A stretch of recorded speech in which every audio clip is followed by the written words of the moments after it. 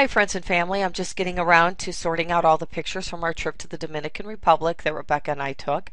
The company we were visiting was called Filter Pure, and they are a not-for-profit group there to provide clean water in the Dominican Republic and in Haiti.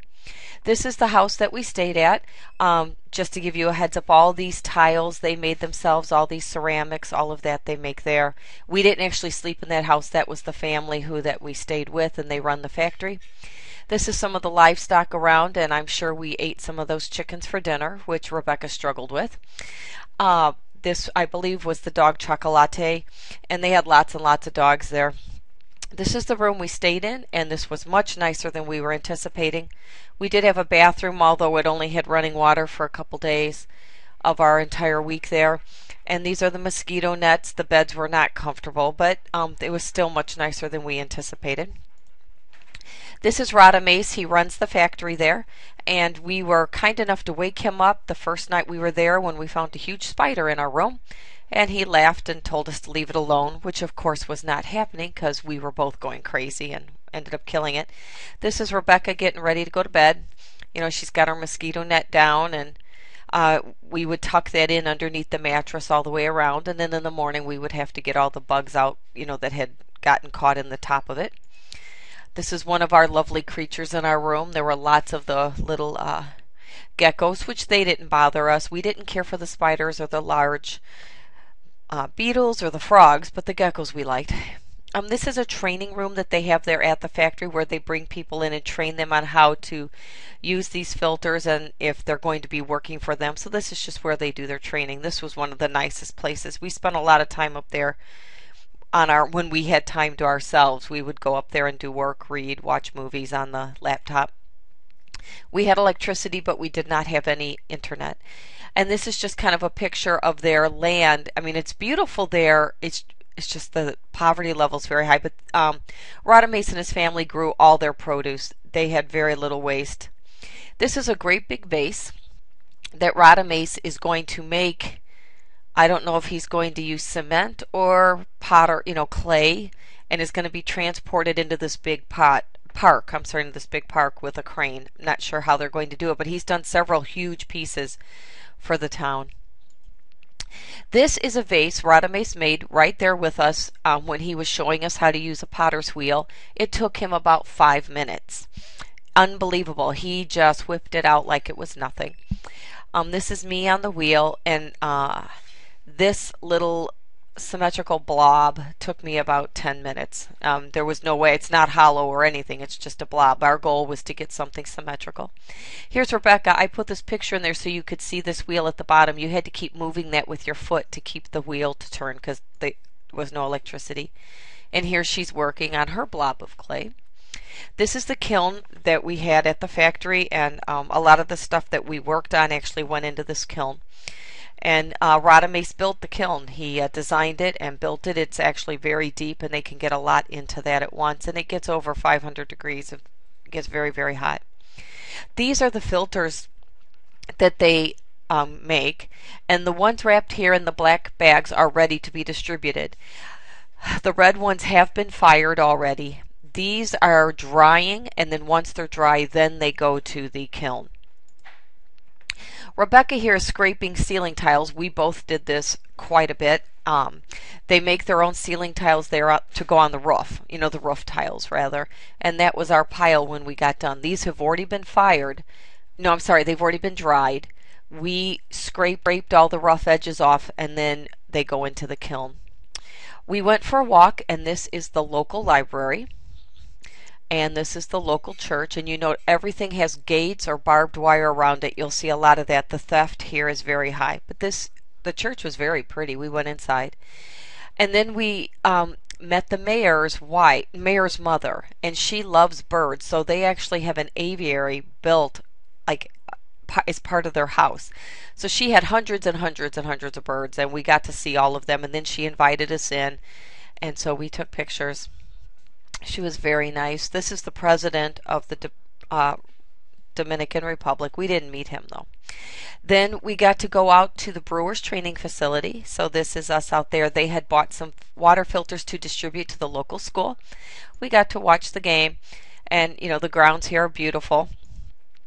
And this is the school that we delivered it to. It's 2 rooms. This is the first room, this is the second, and this holds all the grades. And very broken down, very different than what we are accustomed to in the States. Uh, there's no screens on these windows, but they do have the bars. And this was one of the boards. It's talking about the values, that they should respect. It's good to see they like Disney, I guess. Multiplication table. This is the neighborhood that feeds into that school. And I know some of these pictures are a little blurry, but this is the local park. This is their park. And these are, houses, if you want to call them that. But these are the houses in that area. So all of this is what feeds into the school. Very, very poor. And here you can see they even have barbed wire around their house, even though they're very poor, because everything they have they're trying to protect. Okay, and this is the other classroom. Again, the neighborhood. Okay, I think I missed a picture. Yeah, just another picture of the neighborhood. Here's Lisa. She's the one that is in charge of the entire company. And she's discussing with them how to use the filter. It's very easy, but you still need to go over it.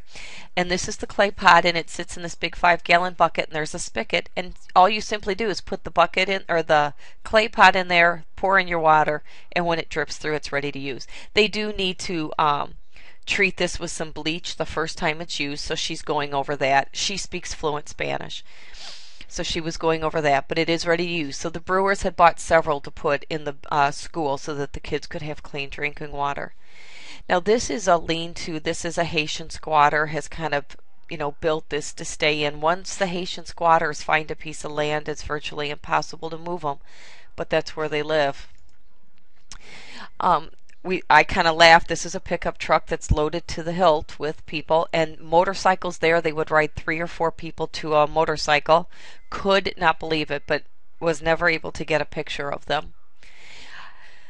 You can buy all of your produce just by driving down the street. People are constantly selling it, coming to your windows, trying to sell the food that they grow on their house to, bring in some money. Here's their electrical wiring system in I think it was Santo Domingo. It was the capital of the Dominican.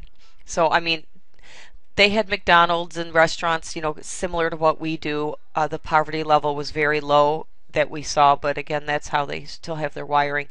This is very blurry, but this is just another picture of, a poverty-stricken area. This is how they make the ceiling tiles, and what they're doing is he has this thing of clay right here, and this he pushes down and it pushes the clay out this tube over here into these cylinders, and then this man here is running this and he's slicing them, so that they're the right size. But those are perfect, half circles and hemispheres, and they don't need to be that. They have to be this more oblong. So they have a wire here, and this guy picks it up and he slices off the bottom, and you can see this pile down here, and then that just goes back into the clay pile to keep going.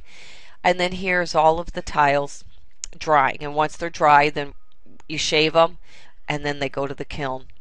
And this is just some of the part of the factory where they've made all the ceramics. More of the factory. Rebecca and I also worked on all these clay pots.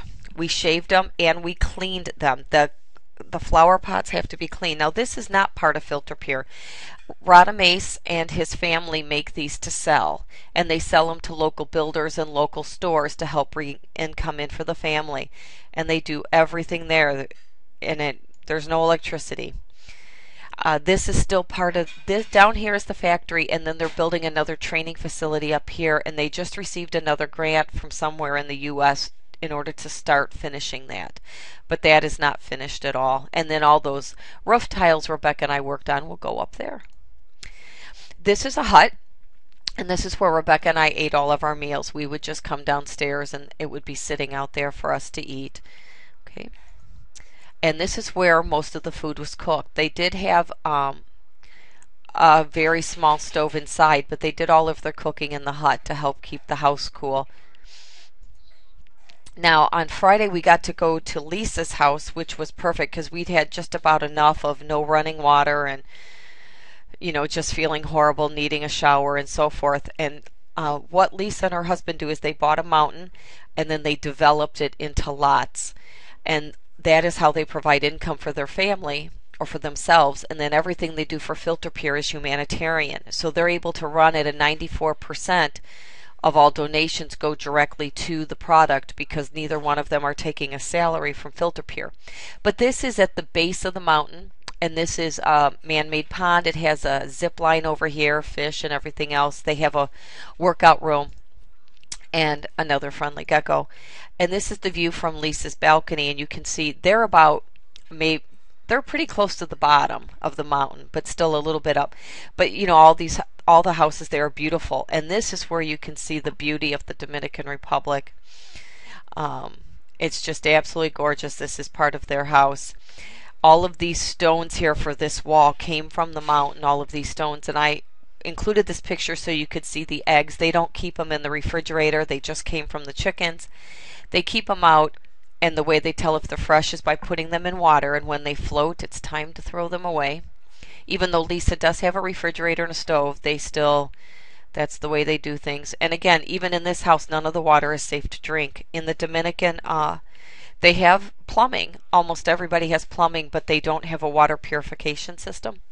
And then it's an open system, meaning anybody can, build a house and break into the line, so therefore it's contaminated. So they have those water filters all through their house as well. Lisa's cat had kittens that morning, so there's all the babies, and there's Proud Mom with them, and Rebecca enjoyed all of them. And that's Lisa's dog. Here's some of the flowers from the Dominican. Okay, I have to include some of those. And this is a view from the restaurant. Rebecca and I hiked up here. It was quite a hike. It was very steep and high, and then the altitude change. But this is the restaurant they built halfway up the mountain, and you're in the clouds. It's absolutely beautiful. And this is part of the restaurant that's not done. This will be the spinning part that spins, an hour or full revolution every hour. And here you can see we sat out here, and then this is indoor seating for the restaurant. Okay. And there's my Rebecca. Glad to be going home tomorrow. This is now Saturday. So this is Lisa here and her husband Michael. And they were absolutely wonderful, and they've invited us to come back, of course, and we could stay with them if we wanted to. And these were all the kids, and I can't remember all their names. This was Roddy, and this was Emmanuel, and I forgot this one's name, but he had a mad crush on Rebecca. And these two are sisters, and these two guys are cousins. But we taught them how to play speed, so we spent many hours playing speed. So anyway, we hope you've enjoyed this, and we can't wait to see everyone real soon. Take care.